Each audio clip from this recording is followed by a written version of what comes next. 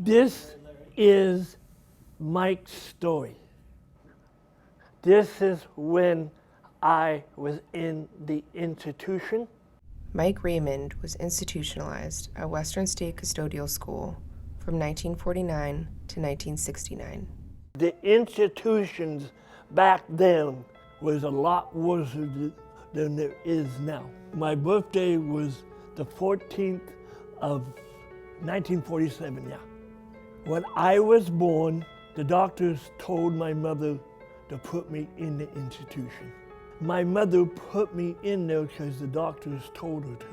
I remember what went on. They thought that I didn't know the stuff that was going on, but I did. That's a picture of the institution that I was at.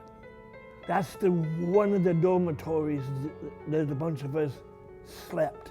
When I used to wake up in the morning, in the institution, I did not like it in there at all.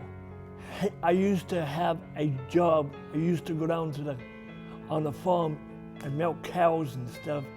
We had to be ported in by a certain time.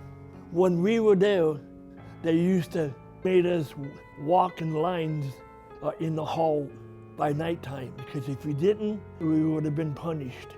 When they punished us, they used to make us push blocks in a nightgown, a dress, like a straitjacket. They made us go around the whole hall until they told us to stop. This is no lie. I picked it up and threw it and broke a window out of it. They put me in isolation again. I used to get mad at them because I did not like what they were doing to me.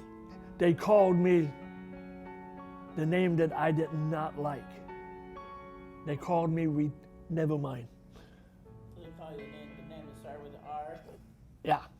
And I told those people up there that I did not like that R word at all.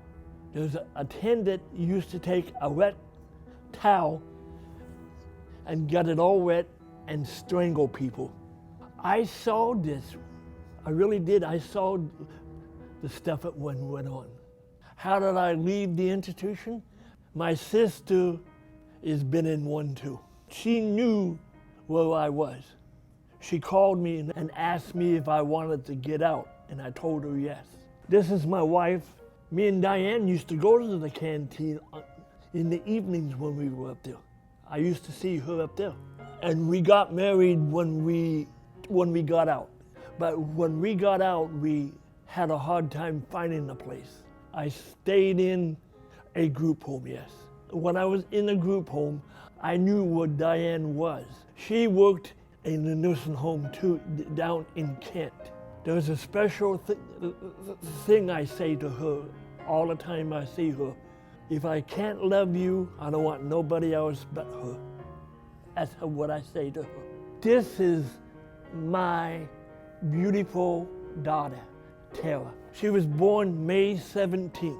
This is the story that my daughter wrote. It says how wonderful that she loved me and Diane. She's got my grandson. He calls me sometimes. He calls me and says, "Hi, Grandpa." This lady right here is my mother. Did you get to see your mom when you were in the institution, Mike? No, I didn't. They told me that she was dead. That's what they told me, but she's not. I can tell you right where she's at today. Me and my wife, we went to Aberdeen and we knocked on the White House, and she opened up the door and she goes, "Mike, so what if she put me in the institution and I still love her anyhow?" It wasn't her fault to put me in, it was the doctor's fault. I wish they can close all of them down. That's how I feel. We've been trying to get it closed for a long time, but it's not happening. I would like to see the people that it's up there now to get out and live what we're doing. I would like to see them today do what we did. If I can do it, you can do it. That's what I That's what I do. That's what I say. And I hoped you guys liked it. Mike currently lives with his wife Diane in their home in Tacoma, Washington. He works at Self Advocates of Washington as a community trainer. Mike serves on the boards and committees for the following organizations: Allies in Advocacy, Partnerships for Action, Voices for Empowerment, Pierce County Coalition for Developmental Disabilities Steering Committee, Northwest Services for Independent Living, Self Advocates in Leadership, and Tools for Success Planning Committee.